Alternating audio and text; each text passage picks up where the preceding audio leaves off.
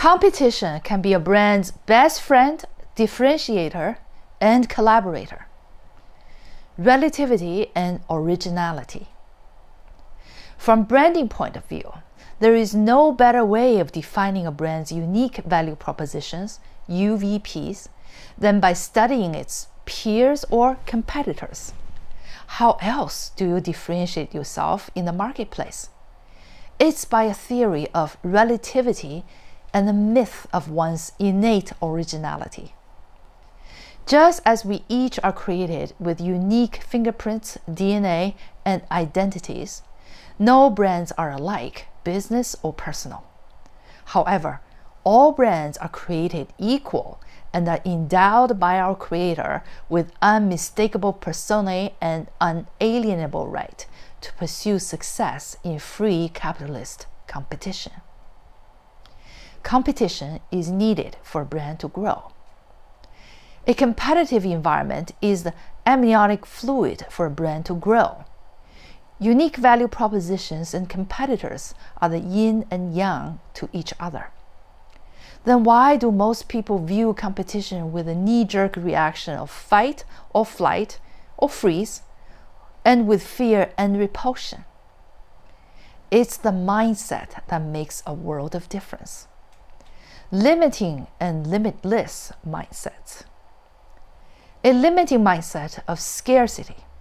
If you view competition as a zero-sum game with winners and losers, you are trapped in a limiting environment, which is the game, with scarce and finite outcome, the trophy, where my survival and thriving must be based on your being dominated, beaten, and dead. In this situation, our so-called free market ends up with only few monopolies and a vast majority of beaten and choiceless mess. A limitless mindset of abundance. If you view competition as an endless process of expanding possibilities, where perpetual diversity defines every brand's identity and vibrant competition differentiates each brand's focus and performance, competitors become peers and even collaborators. Then we have achieved true power and success for every brand in a rich and expanding economy with optimized choices for all. Great brands thrive in competition. This is my true story. I belong to a professional networking group meeting at 7 a.m. once a month. In one such meeting, 2 professionals from other groups, including a competitor, came to participate as guests.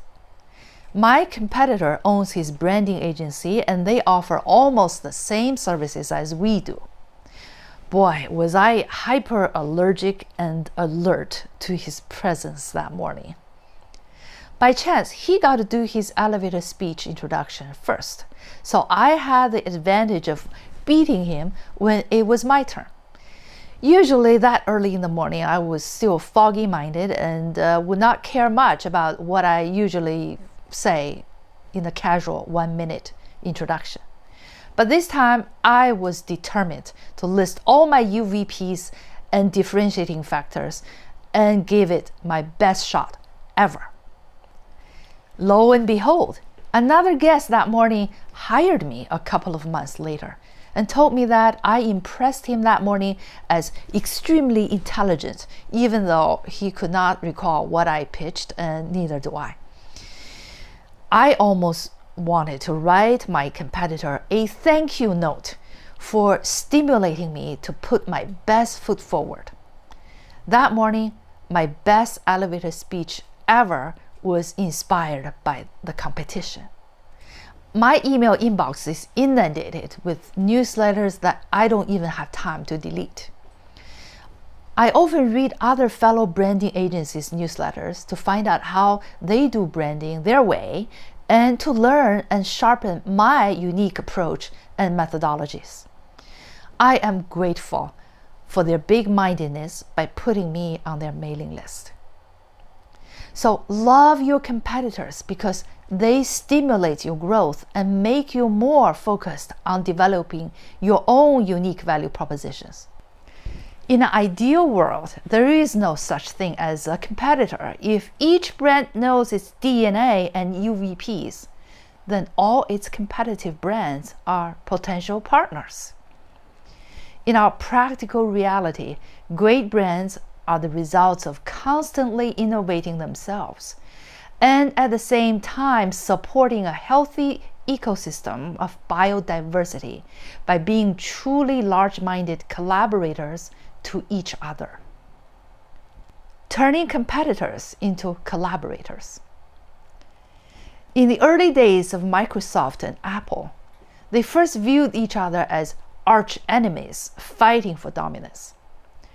Every force has its counterforce in physics and in the business world.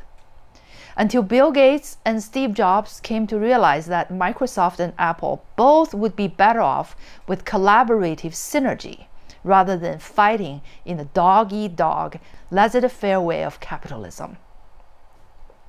Synergy. In Stephen Covey's book, The Eighth Habit, he defines synergy as 1 + 1 = 10. True leaders and visionaries who can scale up their brands by turning competitors into collaborators.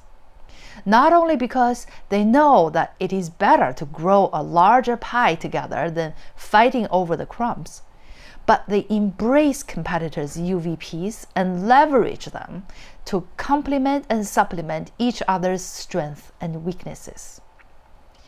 In the process, each discovers and defines its true differentiators and strengthens one's own UVPs, grows its team and multiplies market reach and influence. Practical issues for collaboration. But what is beautiful and idealistic in theory is not always the reality. Practically, there are other important elements that will make or break healthy competition and/or collaboration.